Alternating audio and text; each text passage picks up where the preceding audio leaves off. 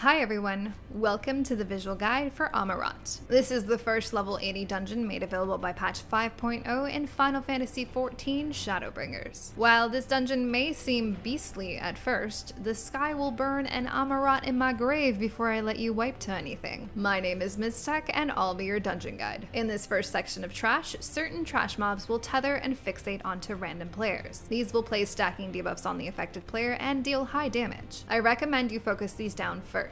You will also need to watch out for the environmental AoEs caused by the destruction of the city. The first boss is the first beast. Venomous Breath is a frontal cone. Tanks should make sure to keep the boss facing away from the group. Meteor Rain will mark up 3 players with these massive AoE circles, and the affected players will need to spread apart to avoid overlap. Immediately after, meteors will drop down with proximity-based damage under these players, while the boss casts Falling Sky, adding 2 more large AoE circles to avoid. Players will need to find a safe zone as far from the incoming meteors as possible to reduce that damage. The beast will then move to a random spot on the platform and cast Final Sky. If hit by this, you'll take massive damage and be debuffed with separation. Players can use the drop meteors to hide behind and line of sight the boss, reducing the damage and avoiding debuffs completely from the Final Sky attack. The ceiling will then crumble on top of the platform, forming a very thin safe zone. All players must move to that safe zone to avoid excess damage. Earthquake is a point-blank AoE attack that players can move out of. The next round of Meteor Rain will also call down AoE circles around the outer edge of the platform, further limiting the available safe spaces. These move in a line around the outer edge, so players can pre-position themselves to avoid excess damage as necessary. The Burning Sky will mark up all players with more AoE circles, and you'll need to move away from one another to again avoid overlap.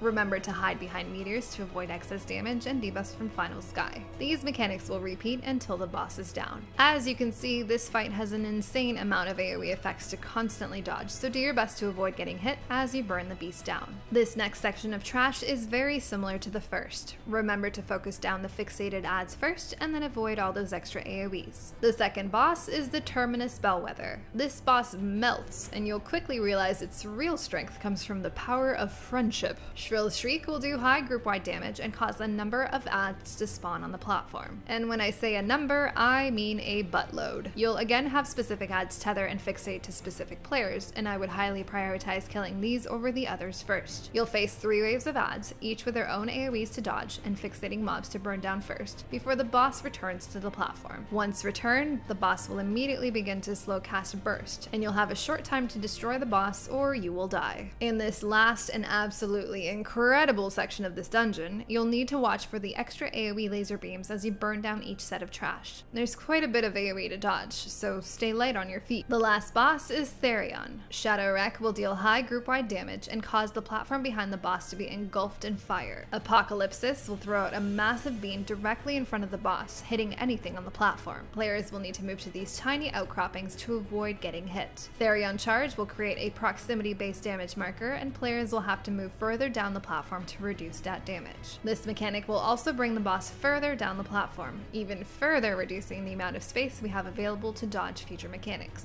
Next, 2 lines of heads will spawn on either side of the platform and throw out deathly rays that should be avoided. Only one side of the faces blast first, so players can move to dodge the first set and then reposition to dodge the other side's blasts. The boss can also cast Deathly Ray, and will do so in a random direction. You'll also notice AoE circles on the platform. Move away from these attacks as necessary. One more jump and you're not left with much platform to work with as the mechanics begin to repeat. You'll notice as the fight progresses, each Apocalypsis cast will also cause the smaller outcroppings of the platform to crumble, acting as a bit of a softened rage. All of these mechanics will repeat until the boss is down or you die. If you have any questions or comments, please let me know. Up next, we'll look at the final trial. As always, thanks for watching. Till next time.